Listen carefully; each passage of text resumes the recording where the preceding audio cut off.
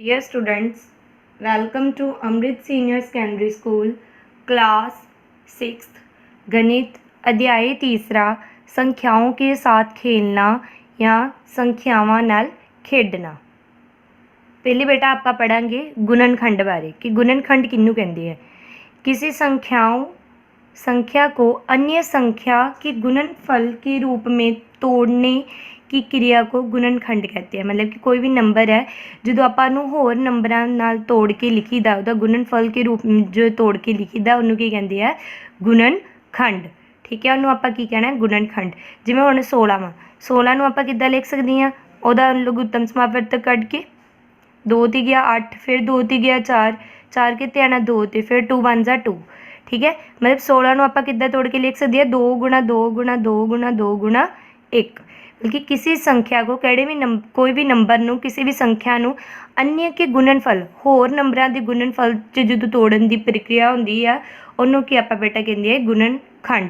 जिवें 8 नूं आपां लिख सकदे हां 2 गुणा 4 गुणा 1, जां होर किद्दां लिख सकदे 2 गुणा 2 गुणा 2, 3 वारी 2 आ जाएगा तो वह भी किद्दां बन जाएगा गुणनखंड।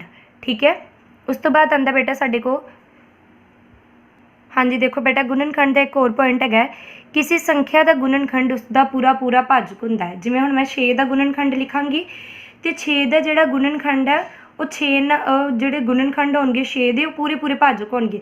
मैं देखो हुण जिवें 6 का गुणनखंड कढदी हां की आऊगा 3 इदां 2 3 2 ते 3 6 का गुणनखंड यही आएगा ना 2 गुणा 3। मतलब कि जिहड़ा 6 है वो 2 के टेबल पर भी चल जाएगा 3 के टेबल पर भी चल जाएगा, पूरा भाग हो जाएगा। जिवें हुण 6 है 1 ते जाएगा 1 ते चल जाना, होर किहड़े ते गया 2 ते, होर किहड़े ते जाएगा 3 के टेबल ते, एक अपने टेबल ते वो नंबर जाएगा ही जाएगा। ठीक है, एक आ पॉइंट की आ गया 1 2 3 6 संख्या 6 के पूरे विभाजक हैं। सेकंड पॉइंट देखो बेटा, एक प्रत्येक संख्या का गुणनखंड होता है। मतलब कि आप कोई भी नंबर देखते हैं कि वह गुणनखंड की होंदा है। देखो कोई भी नंबर जिवें 7 है, 7 किसी जो होर टेबल ते नहीं जाता तो वो 1 के टेबल ते अपने टेबल ते जाएगा ही जाएगा। मतलब कि 1 जिहड़ा होएगा वो हरेक संख्या का की होएगा तुहाडा एक गुणनखंड हो जाएगा। ठीक है, उस तो बाद अज बेटा आपां एक्सरसाइज नहीं शुरू करन लगे हजे, पहले एक्सरसाइज शुरू करन तो पहले जिहड़े पॉइंट इहदे विच यूज़ होने है वो आपां देखांगे। प्रत्येक संख्या स्वयं अपना एक गुणनखंड होती है।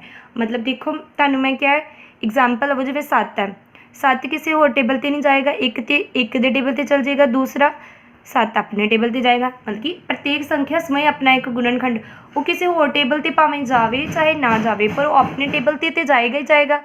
इस करके उन्होंने लिखा प्रत्येक संख्या स्वयं अपना एक गुणनखंड होती है। आगे का बेटा, एक दी हुई संख्या का प्रत्येक गुणनखंड उस संख्या से छोटा या उसके बराबर होता है।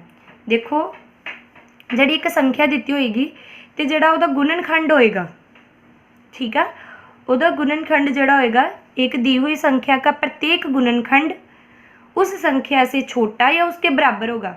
देखो जिवें हुण 12 वा किहड़े टेबल ते जाएगा 1 ते 2 ते 3 ते 4 ते 6 ते 12 ते। ठीक है, 12 तो वड्डा तो नहीं कोई नंबर आया, सारे छोटे ही आए तो जब 12 अपने टेबल ते बराबर आ गया। ठीक है, 12 तो छोटा नहीं ना कोई वड्डा नहीं ना कोई आया, सारे छोटे ही आए ने। क्या थोड़े 12 13 के टेबल ते चल गया या 14 के टेबल ते, नहीं, 12 उस तो छोटे नंबर ते जाएगा या वो बराबर जाऊगा। जिवें 7 ते जाएगा या उस तो छोटा ही होर कितने जाएगा 7 1 के टेबल ते। ठीक है, एक दी हुई संख्या के गुणनखंडों की संख्या परिमित होती है। मतलब कि जिहड़ी एक गुणनखंड जिहड़ी संख्या दी हुंदी है वो आपां गिन सकदे हां, काउंटिंग्स च आ सकदी है। ऐ नहीं कि वो सीमित नहीं हुंदी, परिमित मतलब कि काउंटिंग विच हुंदी है, सीमित हुंदी है। ठीक है, जिवें हुण मैं तुहानूं पुछांगी 7 किहड़े टेबल ते जाएगा, तुसीं कहोगे 1 के टेबल ते 7 के टेबल ते, 4 6 किहड़े टेबल ते गया सी और 1 ते 2 ते 3 ते 6। बल्कि जिहड़े इहदे गुणनखंड भी निकलणगे, जिवें 6 दे गुणनखंड की निकले 2 गुणा 3 तो इहदा की है गिन सकते ना आपां, एक ही होगी एक परिमित संख्या होगी। ठीक है, नैक्सट आ गया बेटा गुणज। गुणज की होंदा है एक संख्या का प्रत्येक गुणज उस संख्या से बड़ा या उसके बराबर होता है। जिहड़ा गुणनखंड होंदा बेटा वो की होंदा है छोटा होंदा है या उसके बराबर होंदा है, ते गुणज की होंदा है उस तो वड्डा होंदा है ते जां उसके बराबर होंदा है। देखो 2 दे गुणज मतलब कि 2 ਨੂੰ ਆਪਾਂ 1 ਨਾਲ ਗੁਣਾ ਕਰਾਂਗੇ, 2 ਦੇ ਗੁਣ 'ਚ ਕੀ ਆ ਗਿਆ 2, 2 ਨੂੰ मतलब कि 2 ਨਾਲ ਗੁਣਾ ਕਰਾਂਗੇ तो की आ जाएगा, 2 ਨੂੰ 2 ਨਾਲ ਗੁਣਾ ਕਰਾਂਗੇ 4, 2 ਨੂੰ 3 ਨਾਲ ਕਰ ਦਾਂਗੇ 6, 2 ਨੂੰ 4 ਨਾਲ ਕਰ ਦਾਂਗੇ 8, ਅੱਗੇ ਇਹਦੇ ਵਧੀ ਜਾਣੇ ਆ। 2 ਨੂੰ ਜਿੰਨੇ ਮਰਜ਼ੀ ਨੰਬਰਾਂ ਨਾਲ ਗੁਣਾ ਕਰੀ ਜਾਓ, ਮੁੱਕਣੀ ਤੇ ਨਹੀਂ ਨਾ ਗਿਣਤੀ, ਇਹ ਗਿਣਤੀ ਨਹੀਂ ਮੁੱਕਣੀ। ਮਤਲਬ ਕਿ ਗੁਣਜ ਖਤਮ ਨਹੀਂ ਹੁੰਦੇ ਕਿਸੇ ਵੀ ਸੰਖਿਆ ਦੇ। ਜਦੋਂ ਆਪਾਂ ਗੁਣਜ ਦੇਖੀਏ ਤੇ ਉਹ ਸੰਖਿਆ ਅਪਰਿਮਿਤ ਜਾਂ ਅਸੀਮਿਤ ਹੁੰਦੀ ਹੈ, ਬਟ ਜਿਹੜੇ ਗੁਣਨਖੰਡ ਹੁੰਦੇ ਆ, ਮਤਲਬ ਜਿਵੇਂ 12, ਜਿਵੇਂ ਹੁਣ ਮੈਂ ਤੁਹਾਨੂੰ ਫਸਟ ਐਗਜ਼ਾਮਪਲ ਦਿੱਤੀ ਸੀ 8 ਦਾ ਗੁਣਨਖੰਡ ਕੀ ਆਏਗਾ 2 ਗੁਣਾ 2 ਗੁਣਾ 2, 2 2 4 4 2 8 ਇੰਟੂ 1, ਠੀਕ ਹੈ। ਇਹ ਦੀ ਗੁਣਨਖੰਡ ਇਹ ਆਪਾਂ ਗਿਣ ਸਕਦੇ ਹਾਂ। ਪਰ ਜੇ ਇਹਦੇ ਗੁਣਜ ਵੇਖਾਂਗੇ ਕਿ 2 ਦੇ ਗੁਣਾ 2 ਦੇ ਮਲਟੀਪਲ ਕੱਢੀ ਜੋ, 2 ਦੇ ਗੁਣਜ ਕੱਢੀ ਜੋ, 2 ਨੂੰ ਕਿਸੇ ਵੀ ਨੰਬਰ ਨਾਲ ਮਲਟੀਪਲਾਈ गुणा करवाई जो, तो ख़त्म ही नहीं होने नंबर। इस करके उन्होंने क्या दी हुई संख्या के गुणजों की संख्या अपरिमित होती है, मतलब कि असीमित होती है, ठीक है। देखो हुण उन्होंने लिखा प्रत्येक संख्या, देखो बेटा प्रत्येक संख्या स्वयं का एक गुणज है, पर हरेक संख्या अपने आप का एक गुणज है। देखो हुण मैं 2 के गुणज लिखांगी, 2 गुणा 2 4, 2 गुणा 3 6, वो अपने नंबर नाल ते मल्टीप्लाई होण ही गया, 2 नाल ते गुणा हुंदा ही पिया, तो मतलब कि वो हरेक संख्या जिहड़ा अपने आप का गुणज तो हैगा ही हैगा, ठीक है। अगे आ गया बेटा साडे को संपूर्ण संख्या या आदर्श संख्या। संपूर्ण संख्या की यानी बेटा वह संख्या जिसके सभी गुणनखंडों का योग उस संख्या के 2 गुना हो, एक संपूर्ण संख्या कहलाता है, ठीक है। कहते हैं वो वाली संख्या जिहदे गुणनखंडां दा आपां जे योग करांगे, मतलब प्लस करांगे तो उहदा 2 गुना डबल हो जाए तो एक संपूर्ण संख्या कहलाएगा, ठीक है। वो संख्या जिसदे सारे गुणनखंडां दा जोड़ उस संख्या दे 2 गुना होवे, जिहड़ी संख्या भी उहदा 2 गुना हो जाए तो की कहलाएगा साडा बेटा आदर्श संख्या या संपूर्ण संख्या। हाँ जी, देखो बेटा आप ये अकॉर्डिंग चलेंगे, वो संख्या जिसके सारे गुणनखंडा का जोड़, आप 6 ले लिए, 6 के गुणनखंड लिख लिए, 6 के गुणनखंड कड्डांगे की आएगा 2 3 ज़ा 6, 3 1 ज़ा 3 तो अगे 1 1 ज़ा 1, की है 6 के गुणनखंड 2 गुणा 3 गुणा 1, यह है ना 6 के गुणनखंड। हुण ध्यान नाल देखो बेटा 6 के गुणनखंड आ गए 2 गुणा 3 गुणा 1। हुण इन्होंने की किया सी, ध्यान नाल देखना बेटा, इन्होंने कहा सी सानू वो संख्या जिसके सारे गुणनखंडा का जोड़ उस संख्या का 2 गुना होवे, सारे गुणनखंडा की संख्या का 2 गुना होवे। हुण आ गुणनखंड है, इसका जोड़ कड्डांगे आपां, की निकलेगा 2 ते 3 5 ते 1 6, ठीक है। साडी कोल संख्या किहड़ी आई 6 आई। हुण देखो वो संख्या जिसके सारे गुणनखंडा का जोड़ उस संख्या का 2 गुना होवे, मतलब कि यह संख्या इहदा 2 गुना, इहदा डबल, 6 ਨੂੰ 2 ਵਾਰੀ लिख देंगे, 6 जमा 6 कितना आ गया 12, कितना आ गया बेटा 12। यह संख्या जिहड़ी वो संख्या आएगी 2 गुना उहदा करके वो साडे को की कहलाएगी एक आदर्श संख्या या संपूर्ण संख्या, ठीक है। आगे बेटा उसका फर्स्ट सम देखो, एक्सरसाइज 3.1 का फर्स्ट सम देखो, संख्याओं के गुणनखंड या संख्या के गुणनखंड लिखो। 15 के गुणनखंड लिखने हैं, ठीक है, 15 का गुणनखंड लिखूँ। देखो हुण 1 15 एक नू 15 देखो किहड़े किहड़े टेबल से जाए, एक 15 के टेबल से, एक के टेबल से जाएगा 15, 3 के टेबल से जाएगा, ਇਹਦਾ उल्टा 5 गुणा 3, 3 गुणा 5 से आ गया, ਇਹਦਾ उल्टा भी आएगा 5 गुणा 3 तो अगे की आएगा 5 गुणा 1। जे किसी बच्चे नू बेटा इदा नहीं पता लगेगा, देखो बेटा सिंपल कि आप यही देखना है कि जोड़ा 15 सानू स्टेटमेंट च दिता होया है वो किहड़े किहड़े टेबल ते जाएगा।